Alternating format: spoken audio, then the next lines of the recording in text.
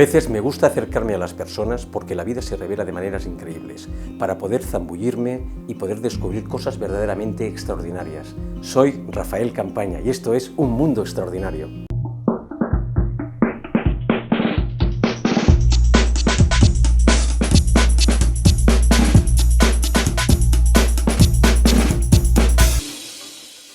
Bienvenidas y bienvenidos a Un Mundo Extraordinario una semana más. Ya sabéis que este canal es un altavoz de talento, de creatividad y de personas que hacen realmente de su vida algo extraordinario y que nos pueden aportar, y por eso lo traemos aquí, nos pueden ayudar a tener otro foco de visión de las cosas. Hoy vamos a hablar con una persona, vamos a hablar con un psiquiatra, vamos a hablar con Carlos Celamor. Él estudió medicina en la Universidad Autónoma de Madrid, se especializó en el Gregorio Marañón, también de Madrid, en psiquiatría. Él lleva haciendo mucha formación también a sanitarios hace bastantes años y actualmente está en un proyecto que él nos va a explicar un poquito, porque ahora ya no vamos a ir a Madrid, sino que nos vamos a ir a los Pirineos, puesto que él ha puesto su sede, su consulta en la zona de los Pirineos, y él nos va a explicar, pues tiene un proyecto muy interesante que está implementando en estos momentos ya. Vamos a dar la bienvenida a los nuevos suscriptores, muchísimas gracias, y a los que ya sois suscriptores, muchísimas gracias otra vez. Cada semana decimos lo mismo, pero sobre todo acordaros de darle al like y dejarnos vuestros comentarios, porque esto YouTube nos ayuda a subir estos contenidos cada semana. Vamos a conectar directamente con los Pirineos, con Carlos Celamor.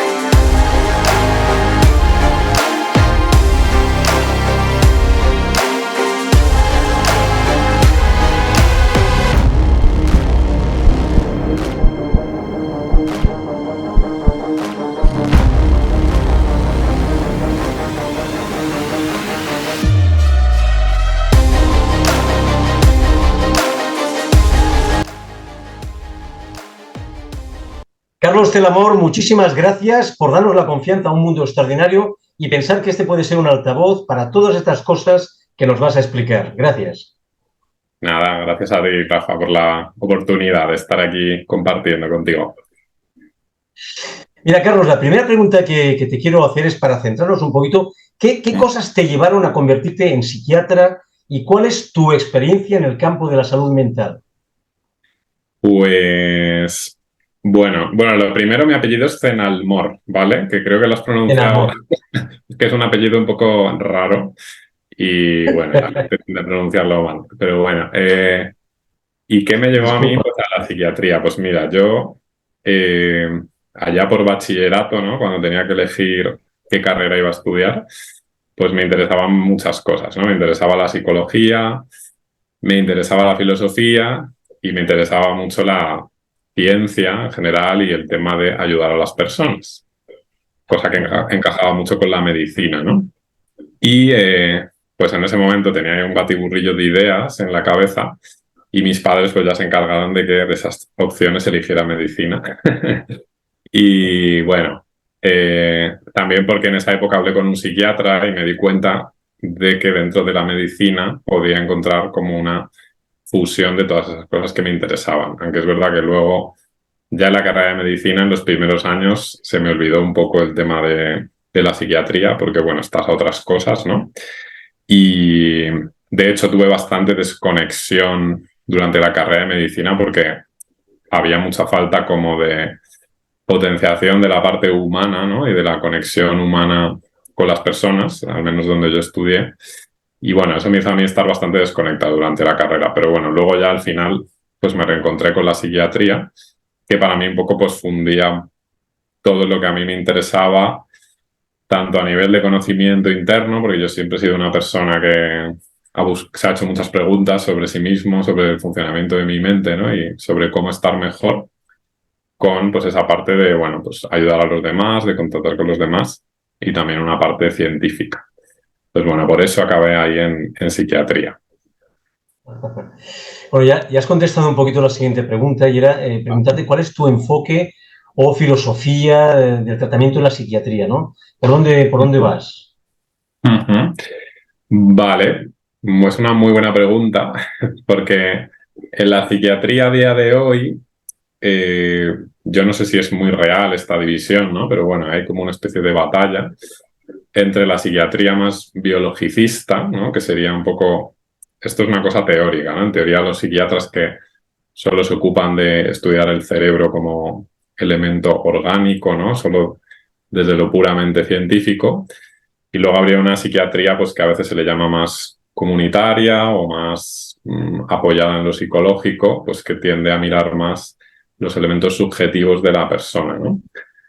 Pues bueno, yo siempre soy una persona bastante integradora, entonces a mí la verdad es que me gustan las dos partes, pero sobre todo quizá más esa parte subjetiva y psicológica, pues siempre me ha interesado, pero sin dejar de estudiar la parte científica y de tener interés por eso. Entonces, yo como trato a las personas o cómo abordo un poco el trato con las personas, pues bueno, para mí es muy importante dar un trato humano y muy cercano a mis pacientes, porque creo que están viviendo momentos muy difíciles, la mayoría de ellos, y en general lo que más agradecen de mí, y bueno, esto es algo que podemos hablar luego un poco más si quieres, ¿no? Algo que les puedo dar más desde una consulta privada en la que yo decido el tiempo que trato y atiendo a las personas, pues es pues, un trato humano, una escucha cercana, ¿no? Y, y bueno, y el poder poner a su servicio pues todo mi conocimiento, ¿no? Tanto científico como psicoterapéutico, que también me he formado como psicoterapeuta y de hecho hay pacientes que les trato como psicoterapeuta, ¿no? Más que como psiquiatra. Carlos, no sé si podrías darnos algunos datos sobre tu nuevo proyecto, dónde los telespectadores pueden encontrarte, en la web o alguna cosa donde Sí. podamos acceder. Pues ahora en mi página web en carlostenalmor.com, las personas que entren ahí pues pueden acceder a un email diario que yo estoy enviando en el que me estoy centrando sobre todo en el tema del estrés laboral y de dar consejos y herramientas y también un poco así inspiraciones e historias, ¿no? Para que las personas puedan vivir una vida más equilibrada entre el estrés un poco del día a día y el poder estar en paz y en equilibrio consigo mismos. Y eso es ahí en carlostenalmor.com, que además, para quien se apunte, se puede llevar gratis, o sea, le regalo, digamos, una guía que es para evitar el estrés laboral, que incluye además un test para ver un poco los niveles de estrés laboral que tiene la persona. Pues bueno, esto es un proyecto que estoy haciendo un poco para divulgar y para que la gente se conciencie más con este tema, que es en lo que más centrado estoy ahora, en el tema de el estrés laboral y el burnout laboral, que me parece que es una gran epidemia de nuestra época. Y bueno, pues a través de este email diario, que son emails cortitos y cercanos y un poco amigables, como de 3 minutos, ¿no? Que se tardan en leer, pues voy divulgando sobre este tema. Y bueno, pues yo invito a la gente a que pruebe y si no le gusta, pues se puede desapuntar de un clip. Así que eso. Más adelante vamos a hablar de este virus que acabas de hablar, del burnout, porque es algo muy importante, puesto que pasamos muchísimas horas al día trabajando. Entonces, es un tema muy interesante y vamos a abordarlo más tarde. Carlos, quería preguntarte, ¿cómo abordas las relaciones terapéuticas con tus pacientes? Ya sé que es una pregunta un poco extensa, pero, o sea, ¿qué Sí. importancia le das a ese tema de la confianza, la empatía en este trabajo, concretamente en tu trabajo? Ujú. Pues mira, me hace gracia que me hagas esta pregunta porque además no lo hemos hablado antes, pero la corriente de psicoterapia que yo más utilizo, que es la psicoterapia relacional interactiva se llama, relacional, o sea, la parte de la relación con el paciente es muy, muy, muy importante, ¿no? Entonces, es un tema que yo he estudiado mucho y que le doy mucha importancia al trabajo en relación, ¿no?, con la otra persona. Entonces, para mí, pues eso es fundamental, porque al final muchos de los problemas, ¿no?, y de los problemas de salud mental que existen se han generado por un problema en la relación con las personas, ¿no? Sobre todo pues en la relación infantil con los padres, pero no necesariamente tiene por qué ser ahí, también puede ser pues tema de bullying, por ejemplo, problemas en el cole, ¿no?, profesores y demás. Y un poco lo que trabajo es el buscar sanar esas heridas en otra relación, ¿no?, que sería la relación terapéutica, y en esa relación pues se mueven una serie de elementos a nivel psicológico, a nivel cerebral, que son muy, muy potentes, ¿no? Y desde ahí pues se pueden lograr sanar problemas que a lo mejor pues estaban muy integrados o traumas muy profundos que de otra forma pues sería muy difícil, ¿no?, trabajar. Entonces, bueno, para mí eso es muy importante. Y bueno, yo en general lo que intento es que sea una relación de confianza, pero bueno, siempre dentro de lo terapéutico, ¿no? O sea, eso es un arte, un poco saber estar lo suficientemente cerca de tu paciente para que sienta que eres una persona de apoyo y de confianza y 100% segura, pero también, pues, bueno, dar la distancia necesaria para que sea una relación terapéutica sana, ¿no?, y que no se convierta, pues, como en un colegueo o en una amistad, que no es que tenga nada de malo, pero es que no sería bueno a nivel terapéutico, ¿no?, para el paciente. Entonces, bueno, es un poco más o menos mi filosofía y cómo lo trabajo. Claro, esto evita los sesgos de opinión, ¿no? Seguramente, Carlos. También, claro, porque, a ver, los sesgos siempre van a estar ahí y hay que ser realista con ello, ¿no? O sea, a veces tu paciente te cuenta cosas y es como, bueno, yo tengo tu versión, ¿no? Ya no tengo los ángulos de vista de todas las personas, ¿no?, que hay, a lo mejor, implicadas en un problema. Pero bueno, pues sí, tienes que mantener un poco esa distancia también para poder hacerle de espejo a tu paciente, ¿no?, y que tenga un punto de vista externo, que es algo muy, pues muy curativo y muy importante en los procesos de terapia, de psiquiatría. Y eso, si no tienes un poquito de distancia, pues no le puedes ofrecer eso, ¿no?, a la persona con la que trabajas. Bueno. Y Carlos, ¿cuáles son los trastornos mentales, vamos a llamar, más comunes que tú has tratado o que estás tratando actualmente? Los más comunes. Los más comunes siempre son y serán la ansiedad y la depresión.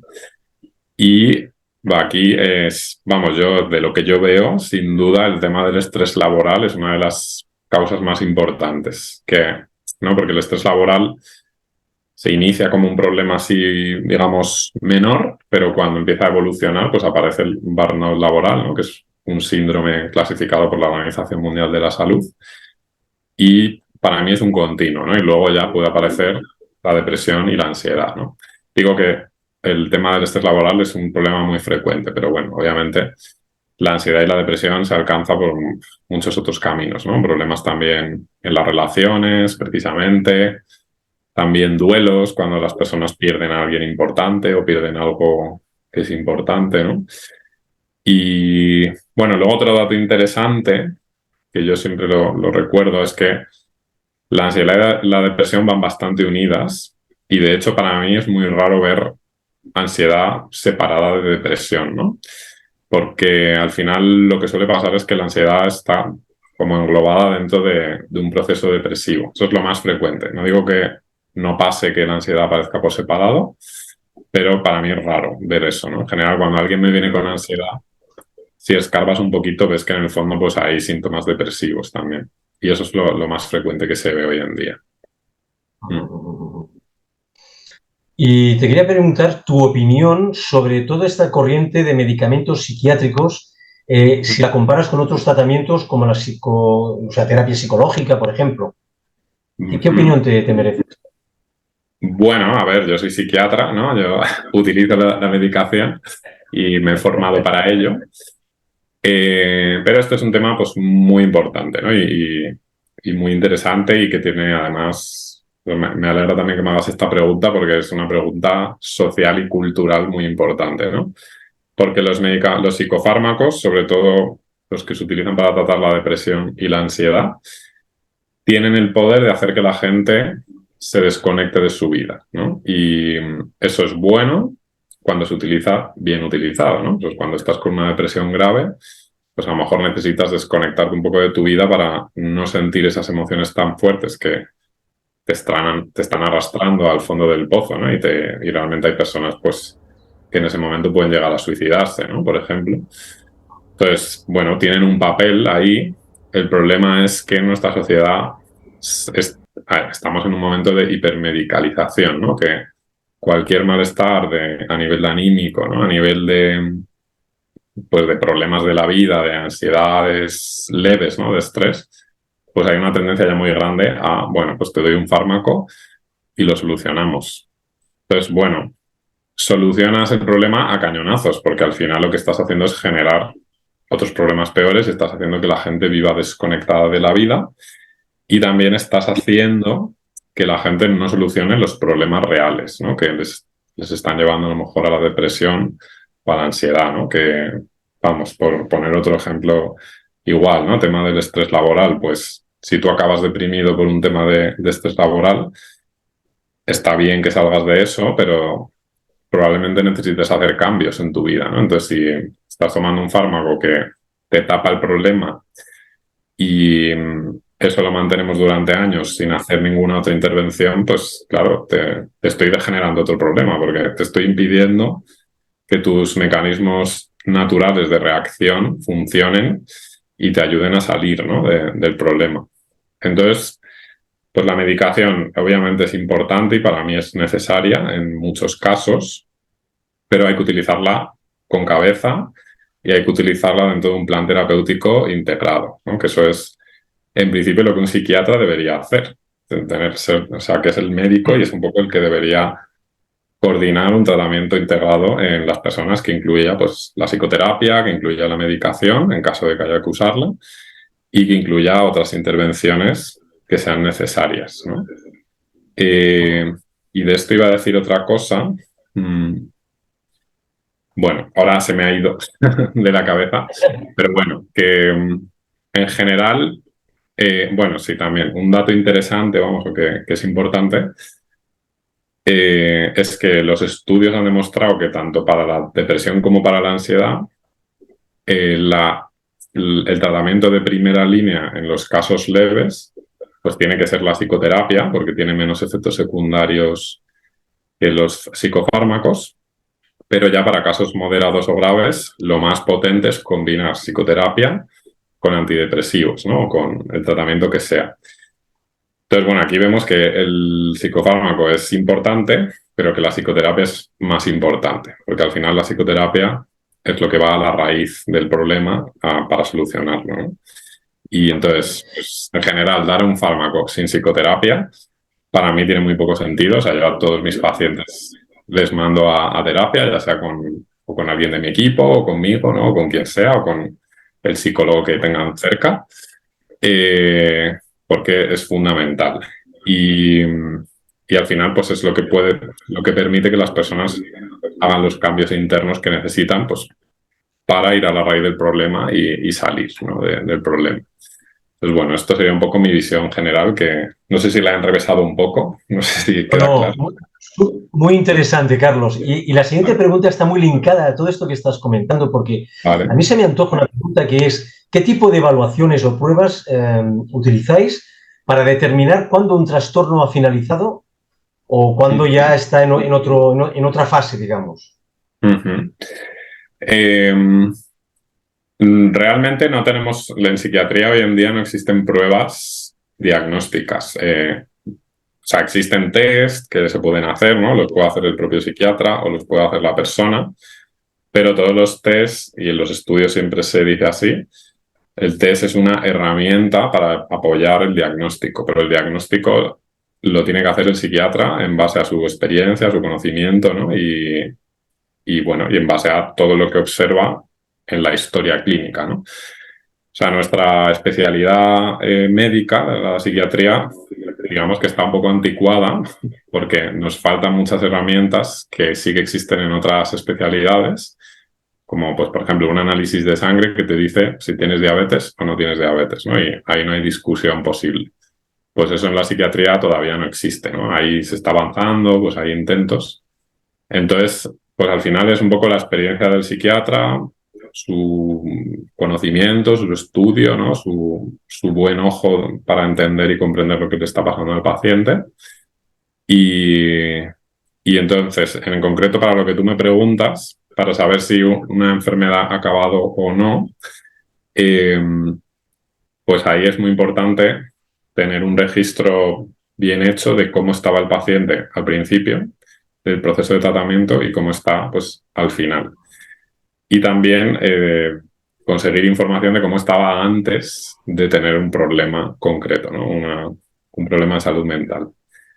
¿Qué pasa? Que hay personas que es que llevan toda su vida deprimidas, y eso yo lo veo también en la consulta, ¿no? O que llevan con ansiedad, pero a lo mejor desde los 5 años, y te lo dicen y se acuerdan, ¿no? De niños tener ansiedad ya y tal, ¿no? Entonces, claro, hay casos en los que no sabes muy bien hasta dónde puede llegar a mejorar esa persona, ¿no? Ojalá lo supiéramos, pero es que hay veces que no lo sabes. O sea, y yo he tenido casos así que han mejorado hasta prácticamente quedar sin problema alguno, pero hay otros que, bueno, pues han hecho una mejoría del 50% y ahí hemos encontrado un techo y, bueno, quizá a lo mejor esa persona necesitaba más tiempo para evolucionar a nivel personal o para crecer más, pues para poder avanzar más, ¿no? Pero bueno, en ese sentido la psiquiatría a veces es un poco desagradecida porque no es tan sencilla como otras especialidades médicas, ¿no? Pues que tienes una bacteria, das el antibiótico y se cura. Pues aquí no es tan sencillo, porque la mente y el cerebro son muy, muy complejos, ¿no? O sea, son mucho más complejos que cualquier otro órgano del cuerpo. Entonces, pues bueno, eso se nota luego, ¿no? A la hora de trabajar e intentar ayudar a personas con problemas de salud mental. Carlos, vamos a hacer una mirada un poco al futuro. Y yo quería preguntarte cuáles son no sé, las tendencias o los avances en el campo de la psiquiatría que tú creas que son especialmente prometedoras, impactantes, que nos van a dar un paso más allá. Pues vale, o sea, aquí para mí hay dos líneas, ¿vale? Una es la línea de lo llamativo, ¿vale? que puede dar buenos resultados, como sería a lo mejor pues el tema de la genética, que aunque ahora ya no está muy de moda, realmente a nivel psiquiátrico puede haber muchos avances ahí porque puede servir para personalizar los tratamientos psicofarmacológicos, ¿no? Conociendo los genes de una persona, se podría personalizar qué fármacos son los mejores para esa persona, qué fármacos les van a dar menos efectos secundarios, cuáles van a funcionar mejor, ¿no? Y eso es algo que se está desarrollando y que creo que es prometedor. Luego hay otros tratamientos, por ejemplo, el neurofeedback, que yo colaboro con una clínica que utiliza neurofeedback y pues que estamos viendo resultados muy buenos y muy bonitos, de hecho, con algunos pacientes que llevaban años que nada les servía y con esto están mejorando. Que bueno, dentro del neurofeedback hay diferentes técnicas, ¿no? Pero yo creo que ahí hay temas prometedores. Y bueno, estas son las cosas así llamativas, ¿no? Pero para mí la realidad o cuál sería una evolución que podríamos hacer desde ya, pero que no se hace, pues por tema de presupuestos y de recursos y demás, pues evolucionar hacia una psiquiatría mucho más comunitaria en la que haya un contacto más humano con las personas y un mayor apoyo, ¿no? Y esto es algo que en países, por ejemplo, como Dinamarca, está muy desarrollado y los resultados son espectaculares, ¿no? O sea, ahí pasan cosas como que a lo mejor una persona tiene un brote psicótico, que es un caso psiquiátrico grave, ¿no? Una persona que su mente se va de la realidad y, por ejemplo, empieza a escuchar voces o a tener alucinaciones y lo pasan muy mal, ¿no? Las personas que sufren eso. Y aquí en España, pues un brote psicótico, una persona con un brote psicótico acaba ingresada en una unidad psiquiátrica que al final puede ser una experiencia incluso más traumatizante por cómo son las unidades psiquiátricas y cómo están organizadas y muchas veces la falta de recursos que hay en ellas. Y en un sitio como Dinamarca lo que hacen es que hay un equipo que va a casa de esa persona, que la acompaña allí, que le da la medicación que necesita y que, bueno, va haciendo un acompañamiento, por ejemplo, desde el domicilio, ¿no? o hay comunidades terapéuticas muy estructuradas y con un acompañamiento de las personas que es muy potente y que hace que se utilice menos medicación, que se tengan que utilizar menos recursos de otro tipo como, pues por ejemplo, personas que están muy agitadas, tener incluso que atarlas o cosas así, que sucede. Y en general los resultados que hay a nivel de salud mental son mucho mejores, ¿no? Entonces, para mí esa sería una verdadera evolución que ya se podría hacer, ¿no? Y que lo único que requiere, pues, recursos humanos que, bueno, pues por diferentes motivos que a lo mejor no vienen al caso ahora, pues no se quieren utilizar, pero ya la podríamos utilizar ya, ¿no? En este momento. Carlos, yo sé que tú tienes una formación en psicoterapia en una corriente más humanista. Entonces, yo quería preguntarte cuál era el enfoque que tú le das con este proyecto tan interesante que tú tienes a trastornos como la depresión, que algo has hablado, la ansiedad o incluso un trastorno bipolar. Pues, bueno, son casos muy diferentes, lo que has dicho, ¿vale? De hecho, mira, trastorno bipolar hace poquito he empezado con un paciente, ¿no? Y entonces, bueno, lo primero era pues mirar el tratamiento, porque el trastorno bipolar es una enfermedad, digamos, muy biológica, o sea, hay unos fármacos que funcionan bastante bien y muy genética también, bueno, ¿no? Pues se sabe que a nivel de psicofármacos es importante tratarla. Pero también lo que hice fue enviarle a psicoterapia con una psicóloga de mi equipo, ¿no? Y eso fue lo primero, ¿no? Vamos a ir tratamiento y psicoterapia. Porque esta persona no había hecho terapia a lo largo de su vida. Entonces, por el trastorno había tenido ya diferentes traumas, diferentes problemas y no se sabía regular bien, ¿no? Entonces, pues dentro del trastorno bipolar, aunque tengas esos problemas, ¿no? Esas fases depresivas y las fases de manía, si tú estás trabajado a nivel psicológico, lo puedes gestionar muchísimo mejor y el resultado pues va a ser mejor, ¿no? Luego, con problemas como la ansiedad y la depresión, pues ya ahí depende del caso, valoro si necesita medicación o no.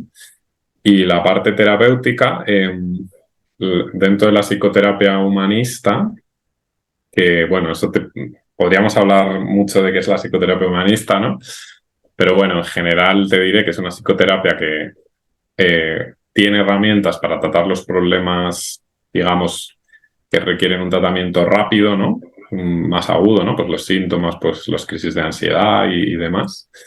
Pero luego al final siempre en la psicoterapia humanista lo que vamos es a la parte más profunda de la persona, a sanar los problemas y las heridas, pues digamos, más antiguas que tiene una persona y que son las que están generando los problemas en el presente, ¿no? Entonces se busca un trabajo a nivel emocional, se da mucha importancia a la relación terapéutica, se da mucha importancia pues a la capacidad de la persona de mejorar y de autorrealizarse y de crecer, ¿no?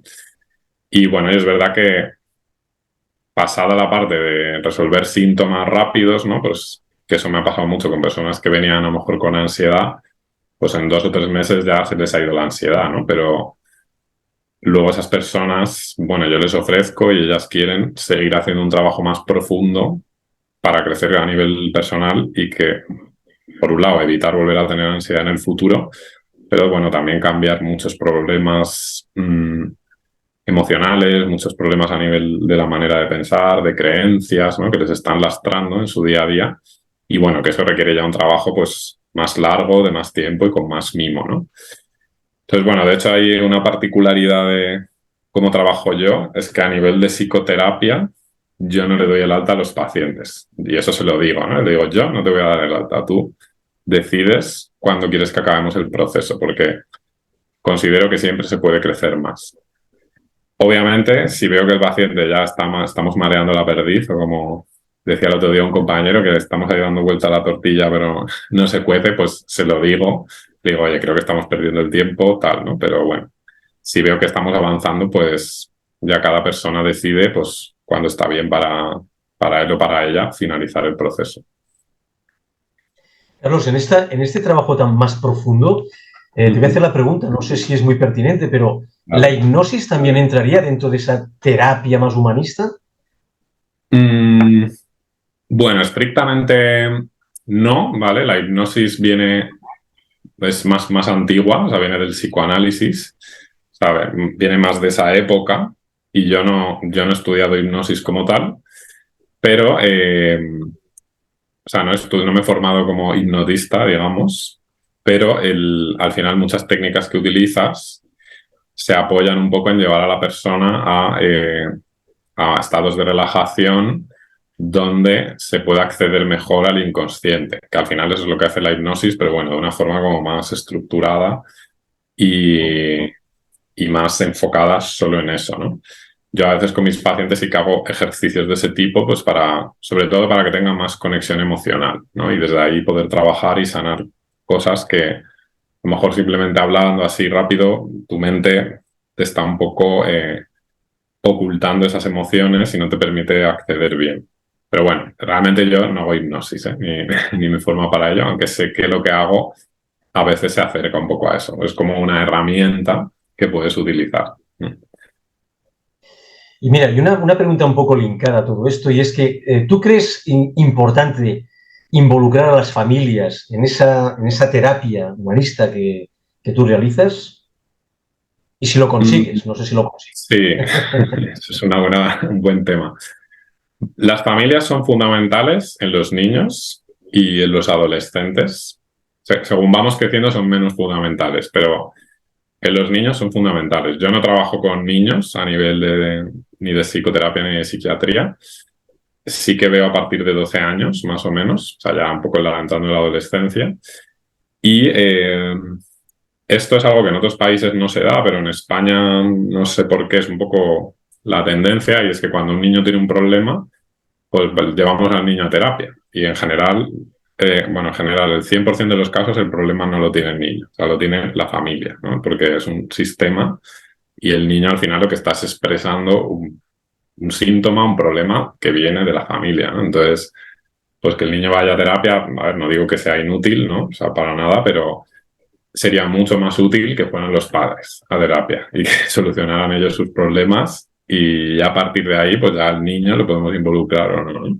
Eso es lo que pienso y muchos profesionales lo piensan así, pero no es la tendencia, ¿no? En nuestro país a que se hagan así las cosas y bueno, también muchas veces porque los padres no quieren sentir que ellos tienen el problema, ¿no?